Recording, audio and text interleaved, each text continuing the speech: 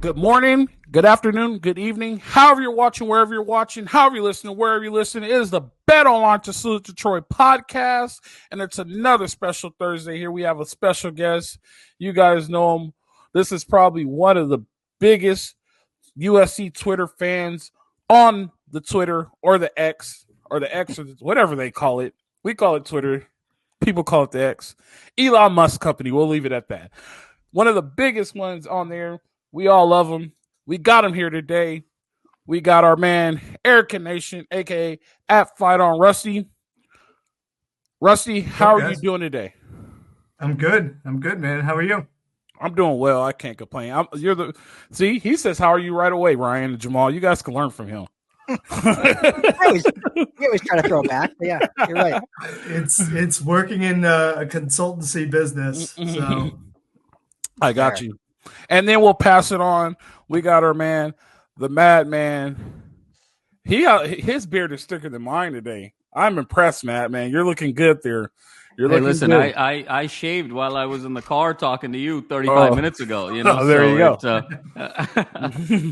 We got them all. But I love the Arrogant Nation politeness. You know, maybe there's a side business there, Fight on Rusty. You know, there's like arrogant napkins, arrogant handkerchiefs. With a little SC down in the corner. There you go. Absolutely. And they have to be linen, so you have to wash them. Like they're not even throwaway. You know what I mean? Absolutely. You got the arrogant pocket squares. I mean, I think there's a whole lifestyle here. There's a whole lifestyle brand. I can tell you guys are USC alum just trying to be entrepreneurs. And we got the founder himself, the one and only Ryan Dyrud. Ryan, how are you doing today? What is up, fellas? Doing good. Coach Jamal, great to see you. Rusty, great to meet you. One of my favorite follows, and not only just because you're fun on Twitter and a good follow, but you actually provide a lot of good information. So excited to talk to you about it and get into it and talk about your USC history and talk about the state of the program and just your thoughts on it. So thanks for jumping on with us. And Coach, you already were asked, but how are you doing today? I'm doing well. I got a new look. I see the beard is gone, and the beard is gone for a reason. And but maybe it may come back, maybe not. But I still have the goatee. I may grow a little thicker down here. So, but we'll see. But the beard is gone temporarily. Yeah. Clean it up. I saw a thing. It says I saw something. I forgot. It was like there's only a few black dudes without a mustache, and black dudes without a mustache are normally corny. But the only one who's ever been able to pull it off was Barack Obama. now my head's spinning. I'm trying to think, and I'm like, yeah, I guess I can't think of many without one. Yeah, so there you go. I wanted to let you guys know this. When I first, and Jamal and Ryan could testify to this, when I first pulled you, Rusty, I was like, guys, I got him. I was so excited for this. I've been so excited for this day. I was like, we got Arrogant Nation. He's agreed to come on. He had a little stipulations. We're good with the stipulations. He wants to come on the show. I was so geeked. It was like we signed a 5-star recruit. Jamal and Ryan could definitely testify to that. So I'm so happy that you're on here. We're just going to shoot the shit, talk a little bit, and hopefully we get some good information out of you. First question I have for you, Rusty, is how long have you been an SC fan, and what drew you in to the Cardinal and Gold? Oh, man. I would say I got really serious about being an SC fan probably when I was 7, 8, 9 years old. I'm from LA. So my dad actually went to USC, so he was kind of my guide towards, the right side of LA football. My mom's actually a UCLA alum. She was probably the most influential in me picking up football. She knew more about the game than my dad did, so I leaned on her for a lot of that. She was part of UCLA's recruiting staff back in the day. So fortunately, learned a lot from her, but, obviously went to the right side towards USC. But yeah, man, it's 7, 8, 9 years old. I think the first game I really remember watching was the 96 Rose Bowl. I think it was 96 Rose Bowl against Northwestern. And from there, it just drew me in, right? That was just, big names, top players, best coaches, most exciting play, obviously not in the late 90s, but, I was a kid, so I didn't really care that much. But it was a ton of fun, right? Just going to games and watching the games live and, sometimes losing to UCLA and getting really pissed off. And that's kind of like what drew me in even more. So I really want to kind of thank the late 90s UCLA for kind of beating us a couple times, because that increased my fandom. That, I guess, kind of true to form with like Arrogant Nation, that increased my fandom towards USC. So late 90s UCLA brought it to us like a consistent, like 8 years in a row. So you were upset for most of your childhood. Yeah, but they had exactly. some good teams and they had a good coach. I'm not going to take anything from Coach Neuheisel. Coach Neuheisel is a college football legend. So, and if you ask Madman in his house, those are great times during those times. So, because Papa Mac split household, just like Fight on Rusty's for sure. So, and so Fight on Rusty, you're telling us before we started, you're alumni of USC, correct? I am. Yeah, I graduated technically in 2013. I did a victory lap for 2014. So. I like to say that I'm a 2014 alum. But yeah, I graduated at USC shortly after, moved to Boston. So obviously there wasn't a ton of, alumni network in Boston. It's not like New York City. It's not like Chicago where there's, consistent gatherings during game day. And that's kind of what led me towards a Twitter account, is just like, we got to connect with, the USC family somehow, the Trojan family somehow. So that's what kind of drew me into Twitter to do so. Rusty, sorry, just to jump in, Al. We probably crossed paths. I went to Long Beach State. I graduated in 2013, and we frequent a lot up at the SC campus. We probably crossed paths a couple times up there. Probably. Yeah, I would imagine so. Love it. So, Rusty, I'm gonna ask you this one question: did you spend more time at the 2-9 or did you spend more time at Treddy's? I spent more time at the 9-0. Okay. I was on a frequent flyer at the 9-0. I was short line at the 9-0. So shout out to Big Sean, who still wishes me a Merry Christmas, and obviously I wish him back a Merry Christmas every single year. Unfortunately, he doesn't work at the 9-0 anymore. But I still love the guy and still have fond memories of being at the 9-0 probably 5-6 times a week. Way too often. Way too often. I spent very limited time at the 9-0 because that was like a year after the Mark Sanchez thing happened. And so we were like, no 9-0, like stay away from the 9-0. That's a bad place. So 9-0 was not getting frequent by very many football players in the early 2000s because of that whole situation. But yeah, I'll pass it on to Ryan. Jamal, I'll start with Ryan. Ryan, you got any questions for Fight On Rusty?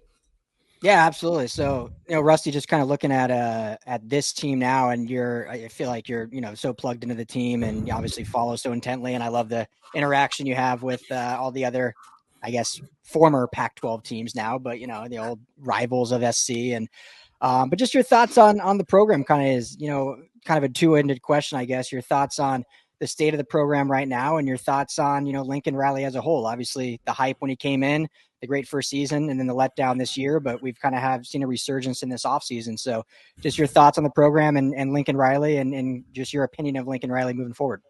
Yeah, I mean, you kind of summarized it right there. I'll start going backwards. Obviously, when Lincoln Riley was hired, ton of high expectations, going into year one with Caleb Williams, Jordan Addison, what looked on paper to be, could be a championship team. For us, not having those sort of guys in the program for a couple of years, it was refreshing at the very least, just to know that we were going to be in it. And then we start dominating teams, right? 11 wins. Obviously, we lost to Utah a couple times, which, is what it is. Probably should have won in Salt Lake if not for the refs, but that's okay. I'm not sour about it at all. You don't sound it at all. I mean, you've clearly moved on in a very healthy fashion. Yeah. Yeah. Definitely healthy. My therapist is working overtime. And, obviously year two, we were probably expecting a lot of the same, right? We brought in some good players. We knew the shortcomings of the team, right?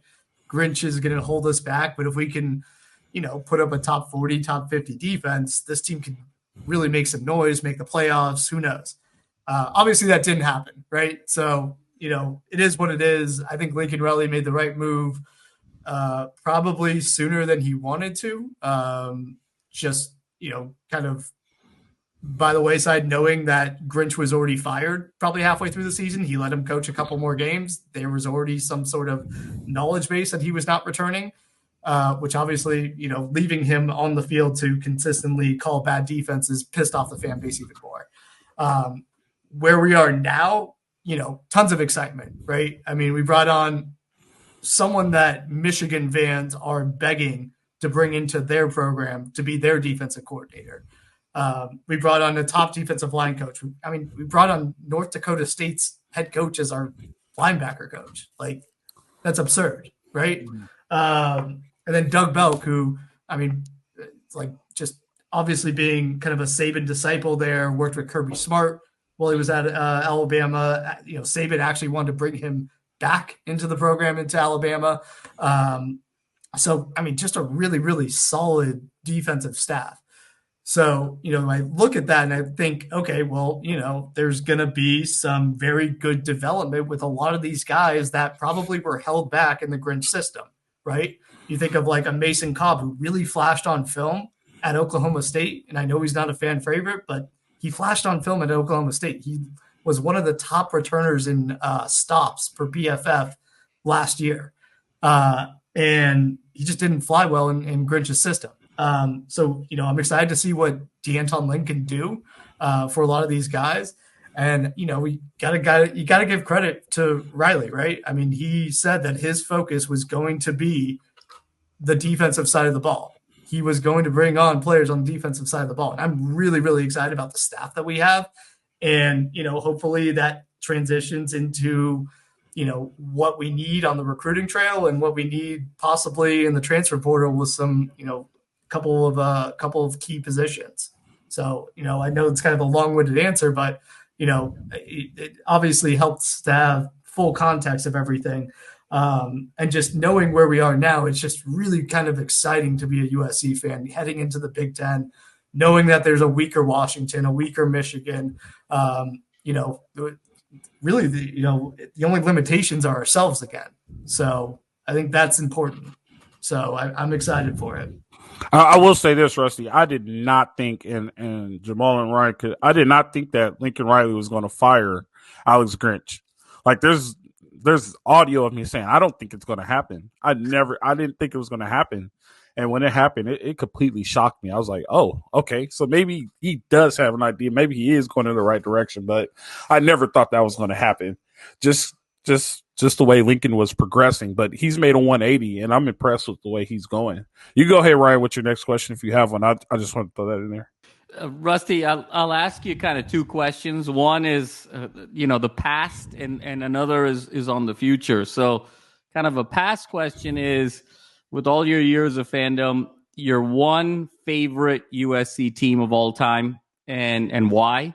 And the second question is, as we talk about the future of the program, you talked about personnel, you talked about coaching staff. How do you see USC competing on the recruiting trail when it comes to NIL? Obviously, there's a number of wealthy alumni at USC, but when we talk about kind of football specific, and just how crazy things are in the South and in the Midwest and folks like Phil Knight, for instance, how do you see SC kind of stack up consistently with NIL? Sure. Man, favorite team. 2007. 2007. Man, I like winning. I like championships. I don't care if you don't want to believe the game happened, you don't want to believe the championship exists. But 2004, that has to be, obviously my favorite team of all time. Not only did we just dominate everyone in nearly every game, you think back to, Notre Dame at the Coliseum, we crushed them 41-10. Obviously not a good Notre Dame team, but it's still fun to beat your rival by a lot. and even, that was a tough UCLA game that year also. I think we only won by a couple points. Yeah. And then just, watching the game against Oklahoma in the Orange Bowl. I mean, that was a pure number 1 versus number 2 game, like two best teams in the nation, and we absolutely demolished them. And just, Pete Carroll obviously had that charisma around him. It's hard to not have that as, one of my favorite teams of all time. Plus, I think, that was around the time I went to a USC camp. I don't know. And all I remember from that camp is Ed O just yelling. I don't remember anything else. I obviously met some coaches, but just Ed O yelling in his Cajun accent was the only thing I remember. But yeah, 2004 for sure. And also, obviously, one thing, I always like those really gritty, consistent wide receivers.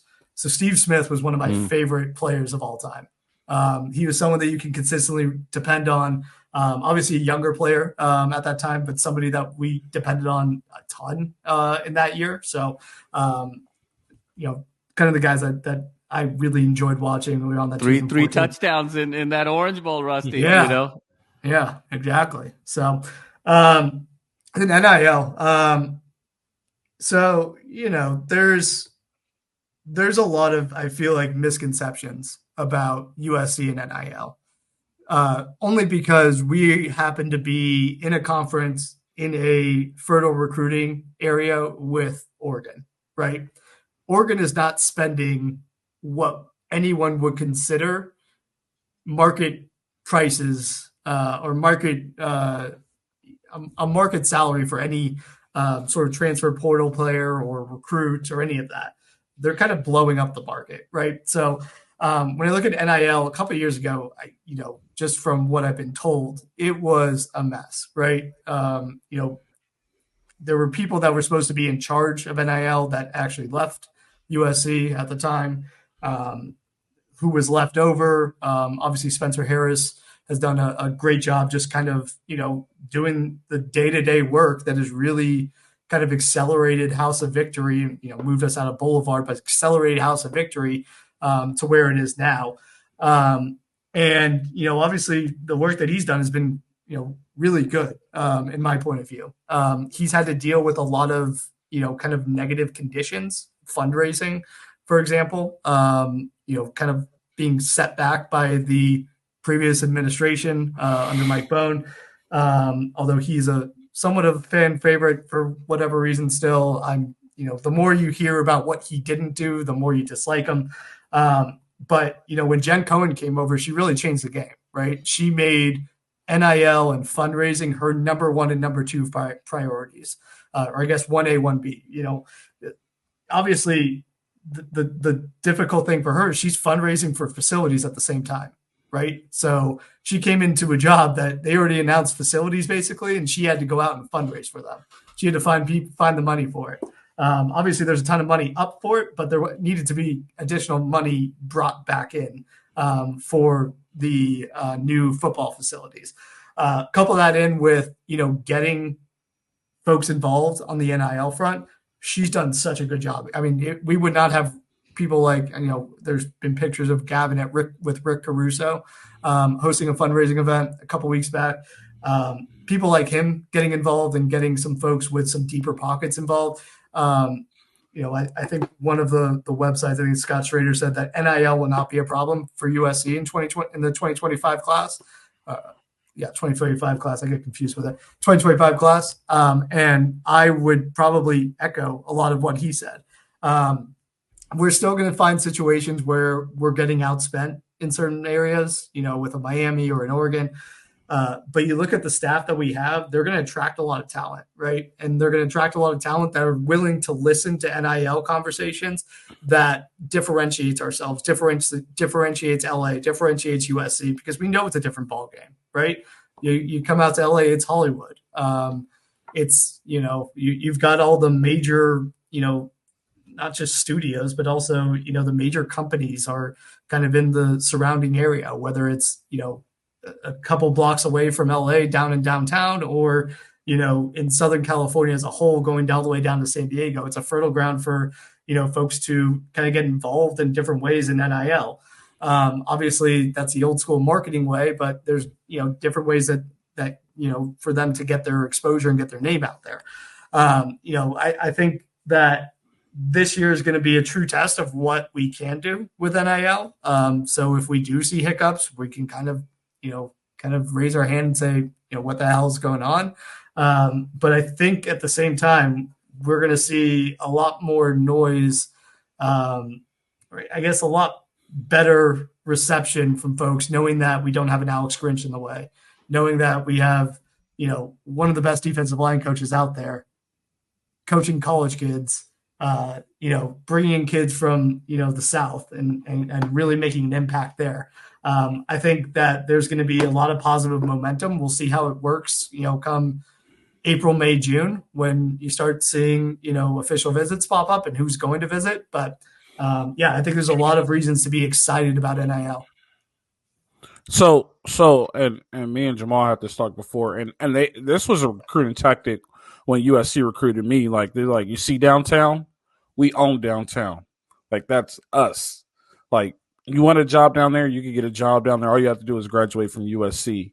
And I know there's been a lot of talk like, well, there's mostly Chinese businesses downtown still, but I think there's still some big names in downtown LA that are still Trojans for life, which I think equates into, like, what do you say, like the 17 to 15 Jamal that SC has that could donate to the NIL. So I think winning cures everything too. So I think if we start winning again, NIL won't be an issue. And I mentioned this before. Nike has Phil Knight. You know what I mean? SC has 5, 6, 7 Phil Knights. You know what I'm saying? So even though Phil Knight is trying to play above fair market value, it's pretty much water off our back, but we have to cure it first in order for us to get moving forward. That's one thing that I always thought. So, I mean, I agree with you on that. Like, I've always known that money is never an issue with SC, but the problem with SC, and it's with anybody, you want to see a ROI and you want to see your money going to something positive. If I'm donating millions of dollars to a program and we're going 8-5 consistently, I'm going to stop donating my $1 million. I could donate it somewhere else. I could go get my name on the building and everybody will remember me forever. People won't remember me for NIL. I was saying that because you actually mentioned it, like downtown, you could bring that back into recruiting. You know what I mean? That could actually be used for recruiting again. Like, we have downtown LA. Those tall buildings are USC, right? So, like, that could be a recruiting slogan again, which worked for a lot of people when I was getting recruited, which I think sometimes things recycle and go. So I agree with you on that one. The facilities, though, I don't think the facilities were a big deal. I don't think they needed new facilities because facilities isn't a thing again. You know what I mean? It used to be a thing, but it's not a thing now. All they want is money in their pocket. They could always do upgrades to the current and save money and put that money towards NIL. You guys have any rebuttal? Ryan, Jamal, Rusty, what do you guys think about that? Jamal has something. Go ahead, Jamal. Go ahead. No, go ahead. I agree.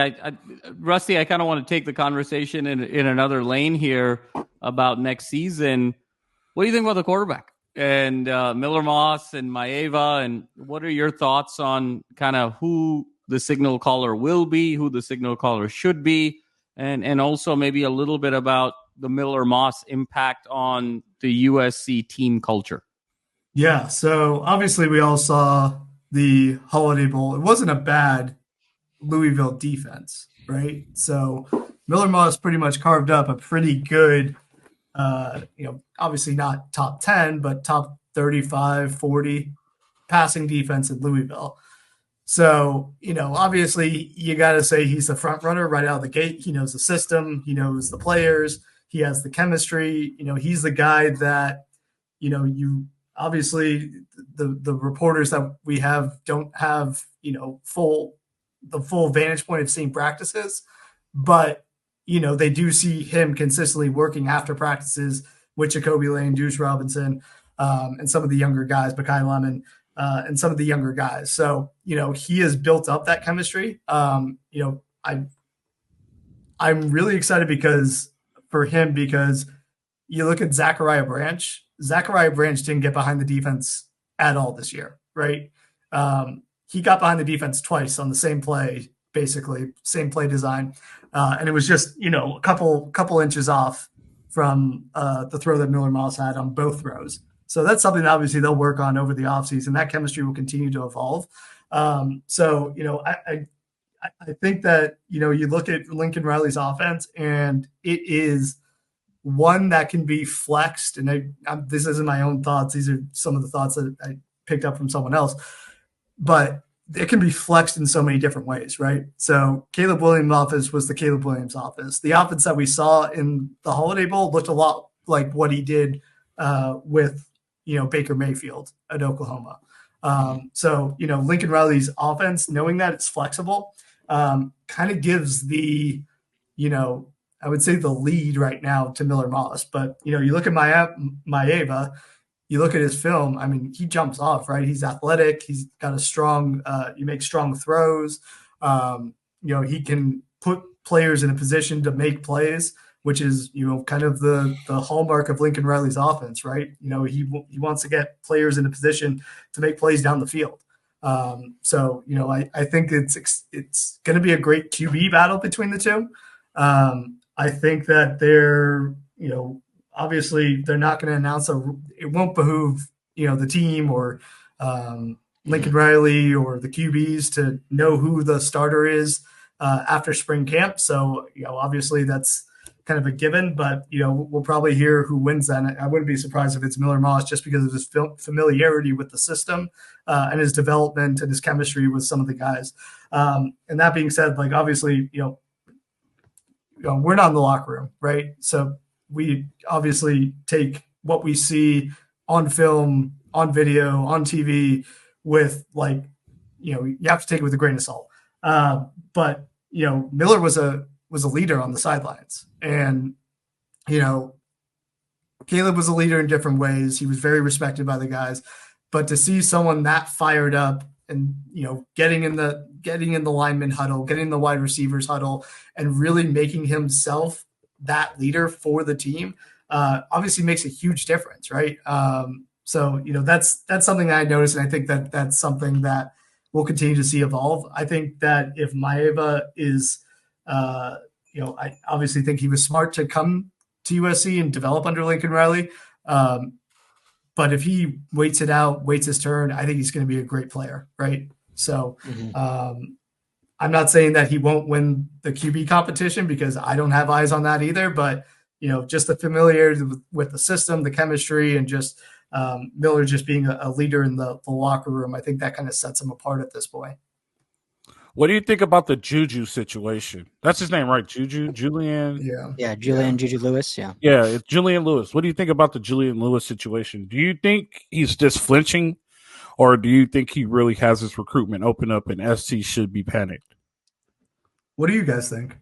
I think he's flinching. All right, so I'd take it two ways. I think he's taking my approach. I knew where I wanted to go, but I enjoyed the free foods and the flights and the parties on the official visits. And there's unlimited visits now. I think he just enjoys going on visits and gets to see the other schools. I'm not too concerned, but there is some concern in the back of my mind. And the only reason why is because there could be that one thing that could just pop him and be like, you know what, I want to go here, and then it's going to put SC on panic mode. The thing I used to always tell high school kids when I was coaching high school that went on visits, if you go to sleep and you wake up and you feel like you're at home, that's where you need to go, right? You go on these visits sometimes and you're not at home. You don't have that comfort level. But if you wake up in the hotel, you're like, oh, shoot, I'm not at home, but you have that comfort, that's the place you need to be. That's the one thing that worries me. But I think he's kind of flinching right now and just enjoying visits. It's not red alert, but there is some worry. That's my opinion. Jamal, Ryan, what do you guys think?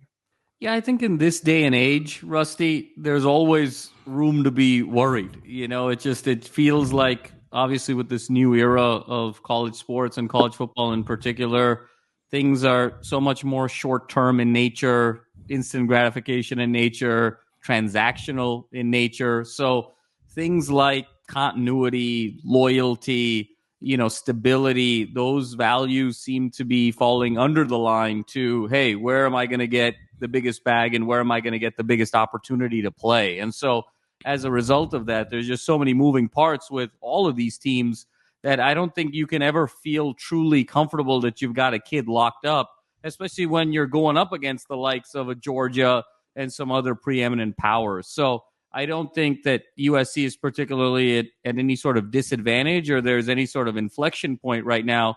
But I think it is going to just be a continuously very competitive thing until he actually signs on the dotted line. Yeah, and before you finish it off, Rusty, I think we've talked about this a bunch. It's obviously a high point conversation, but concern's a relative word, I think, because I think Lincoln Riley of any position, it's like we don't really need to worry too much about the quarterback position, or at least not be overly concerned. Obviously, you want to see that highest recruit available come to the USC. But it did concern me a little bit that he reclassified to 25 because he seems like a kid that's going to want to start right away. And based on eligibility from Miller Moss and Jaden Maeva, if he would have came in 26, it may have been like, cool, the keys are yours. But I think coming a year early, Miller still has 2 years eligibility. Jaden has 3 to 4. And so I personally think it'd be better for him to sit a year, but is he going to think that, or is he going to go somewhere like Georgia where Carson Beck's going to be done and it's the keys to the castle for him for Georgia? So that's the only thing that kind of worried me when he reclassified. But what do you think, Rusty? Yeah, I mean, obviously it's concerning, right? You think about QB recruiting, they typically shut down early. They want to build the class around them, especially if you're the number 1 QB. Wide receivers want to play with you. So you kind of look at that, and obviously he hasn't shut it down. He's going on trips. Am I worried about him going to Colorado? No. I think he'll listen to the NIL presentation, same way that, a player like Drelon Miller in the last class surprised everyone by signing there and listened to the NIL presentation. Do I think that's going to be the driving factor in what he does? No. But, obviously flirting with Georgia, flirting with Alabama now, those are real concerns. If it comes to the point where it's, April, May, official visits start, what is it, last weekend in May or first weekend in June. If it comes around that point and he's still kind of looking around, flirting with other schools, I would be pretty concerned of him flipping at that point. Do I think that's fairly innocent right now? Yeah. He's checking out his options. He's going on trips. To Al's point, like he's doing the whole visit thing. He's getting out there, seeing what he can see. But if he'll come to USC sometime around spring practice, he's going to be at USC or in LA training with his QB coach, at some point during the next couple months. So he'll have plenty of time to catch up with Lincoln Riley. He'll have plenty of time to feel like LA is home to him. And I think that ultimately and hopefully he'll be a Trojan. And then we can move towards him kind of building the class around him. But as of right now, obviously it's concerning. But, he's a 17-year-old kid trying to check out his options. So I don't really blame him for doing what he's doing. We need our Alex Holmes to close him, right, Al? There's two important decisions that you make in your life. That's the college you go to and the woman you marry, right? The woman you marry, you normally make that decision as an adult, right? You're normally established. You have an adult mind. Like you've been through the real world a little bit. You've been knocked down. You've been picked back up. Like you know how to get through things and maneuver things. So that decision you make with a sound mind. Picking a college as a kid is one of the hardest things you can ever do. And we've all been through that, regardless if it's for a scholarship, for you get accepted into a university, right? Unless you're like dead set on something, right? It's still a hard decision to make. And you try to make that decision as a 17-year-old is very, very difficult. I don't care what anybody says. Even if you get accepted into Ivy Leagues, you have to figure out what Ivy League you want to go to. If you get accepted to USC, UCLA, you're like, all right, which one do I really want to go to? Like, it's a tough decision on any kid. And so, like, the pressure that's put on you, you have to understand that pressure is also you're helping somebody keep their job. Right? There's a lot that goes into it. Like you're helping somebody keep their job. You're now becoming a celebrity. You're now being put in a spotlight that you've never been in before. So like it's a really tough decision and you have to make that decision right. Not right, but you have to make the best decision for you. At that point, your parents don't matter, your coaches don't matter, your trainers don't matter, because none of them are going to be there that whole time you're there. They may come and visit, and you might talk to them on the phone, but when you're getting knocked down in college, your parents are not physically there. They're through a phone call or text message. So there's a lot you learn in college. And like I said, when you get married, you do that as an adult. You've been knocked down multiple times, like you did with all this stuff. But as a 17-year-old, when you get knocked down as a 17-year-old, you have somebody there to pick you up. It's hard getting up on your own. You know what I mean? So that's the thing about making that college decision. It's really tough. So yeah. I got one more question for you, Rusty, before I let you get out of here. I know you said you had to get out of here. There's a kid that's hitting the media right now. He's a quarterback. He's a freshman in high school, right? His father was in California 20-something years. He's pretty good. They're saying he's pretty good. He threw up for a bunch of touchdowns. That's how he became viral. So he has 3 more years. 3 more years. He'll probably be a top recruit. Gunnar Rivers. Would you like to see Gunnar Rivers in a USC uniform? Is this one of Phil Rivers' 20 kids? I think it's his oldest kid. Hold on, let me look real quick. It is. I heard they're pregnant again with their first son. It's their first son. Wow, and they already spit out a good QB, huh? Yep, it's the first son. That's impressive. Yeah. What a random question to sort of close on. I love it. My God. If I had to guess out of 20 questions you would have picked, you could have given me 200 guesses. I would have never guessed that one. I mean, geez. No.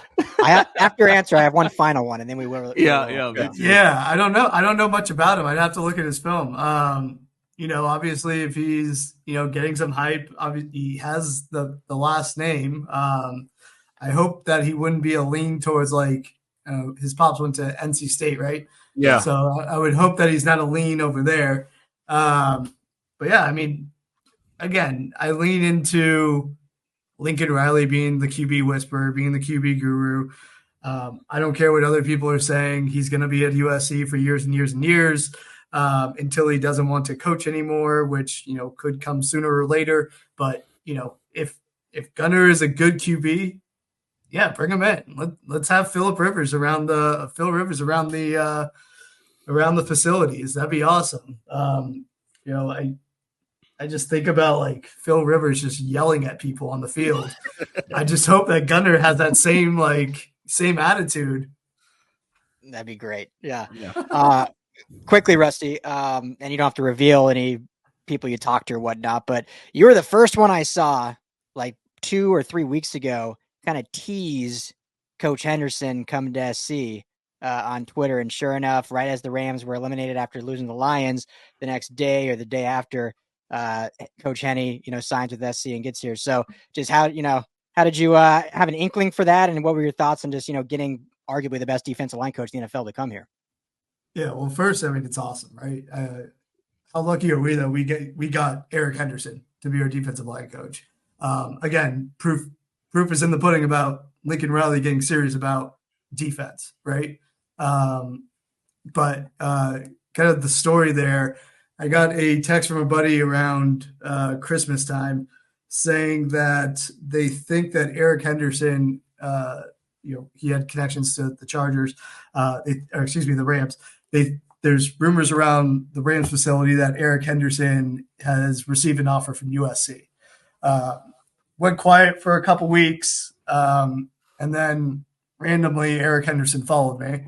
So I thought that was weird. So I reached out to my same buddy and I asked, what's going on here? He's like, yeah, I think it's happening. So ended up reaching out to somebody that I knew with the Rams.